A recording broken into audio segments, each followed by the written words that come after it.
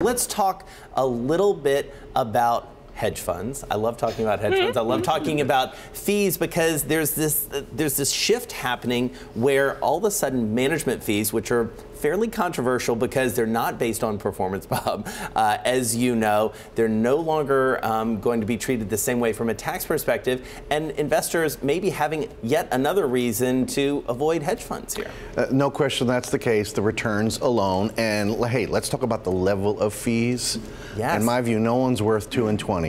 Some people get lucky and end up being worth it, but 2 and 20, now we don't have much of that anymore, but we still have 1.5 and 15.